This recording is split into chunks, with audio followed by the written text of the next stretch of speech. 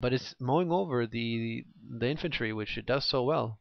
So FoxxBoxx going for a monster truck rally on the infantry, and as we can see, it's self-repairing because of the garage.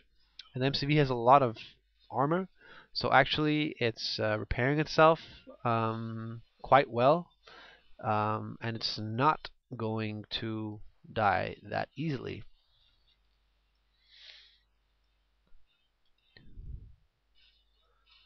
The peacekeepers in the building are firing at the MCV, and this jab is going to shoot at it as well.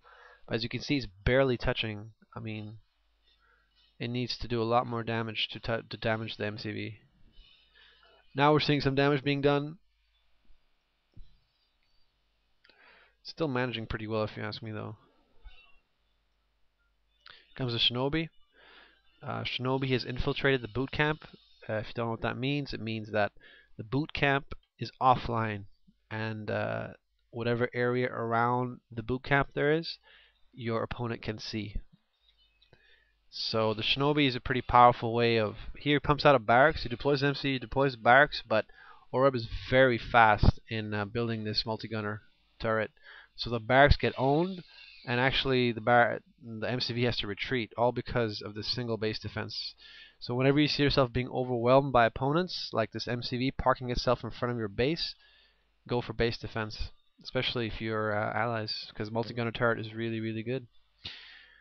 So this boot camp is just become online, and it's pretty unlucky because then suddenly these tank busters come, and it's game over for the boot camp. So Oreb doing pretty well repelling FoxxBoxx's little attack there. Oreb going for a 3 refinery build. He's expanded, took his MCV out here. It's right here right now actually, and he's got a armored facility and 3rd refinery. And FoxxBoxx also going for a 3 refinery build. His main base looking considerably, well, defenseless. There's nothing there to defend it. Anywho, it looks like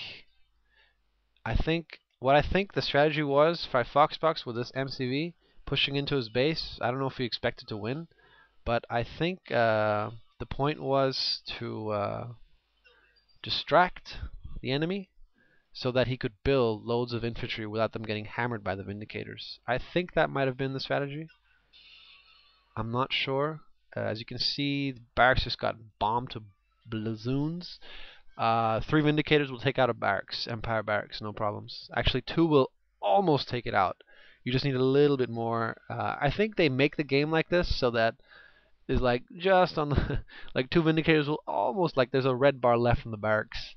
So if you can attack it with something else, you can do that. But if you have a 3rd Vindicator, it can take out the barracks really, really fast. Here we see this little sneaky push along the flank. FoxxBoxx sold his barracks here because the doggy ate all the I was about to say biscuits. ate the infantry. There's little like minor skirmishes here. He's basically pumping out tank busters. But what happens here is pretty interesting. The Riptide is going straight for the main. And you're thinking, okay, well, Riptide is going to go machine gun style, is not very useful. But actually, no, it's very effective because the Riptide is, as you know, a transport unit. And these 3 jabs are very effective against buildings and units. And in this case, they lock onto their targets, and it's GG for the buildings. So FoxxBoxx has sacrificed his main. He's not doing anything to protect it. He's like, okay, there goes my power, there goes my refinery. Here comes a Jedi Knight, but he gets owned pretty fast. He's pretty much sacrificed his main. On the other hand, he's got this massive infantry push now. I mean, it's just unbelievable how much infantry you can push out of those barracks. They are getting bombed, but as you can see, FoxxBoxx has gone for the Emperor's Rage. Emperor's Rage is a really useful thing if you're Empire and you're going for a rush with infantry. It's down the middle. Emperor's Rage, for those who don't know, is really good because it increases damage, although the downsides are a decreased mobility and speed. So these guys are pushing in now. And it's looking really, really good because Well, I mean, tank busters against Riptides. The Riptides are getting slammed. This multi-gunner turret, though, has a Peacekeeper inside it, so it's very effective against infantry. So that's why FoxxBoxx is kind of staying away from this multi-gunner turret. The range is about this much, so it looks about right. Um, Vindicators are just bombing away, pretty much. But now we see the genius of FoxxBoxx's strategy. He was not going for the Vindicator, he's going for the airbase.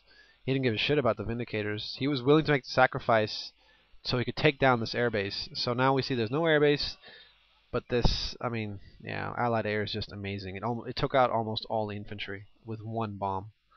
This MCV is basically a shooting duck, or sorry, sitting duck. He is basically attracting all the fire, all the attention of Oreb because, I mean, your opponent's MCV is in your base. You can't really ignore it. So FoxxBoxx is kind of just chilling. Like, it's kind of weird to say, but he's just chilling. His MC is just chilling in his opponent's base, basically. While he's pumping out even more units, ground units, infantry units, tier 1, tier 2. Excuse me. So that's, while that may seem kind of strange, and I wouldn't recommend everyone to do this strategy, especially if you're playing for the first time. But this is like quite like crazy thing to have MCV going a monster truck rally in your opponent's base while you're just pumping out infantry. So what do you guys think? How does it look so far? Who do you think is going to win? Because could go either way. Like,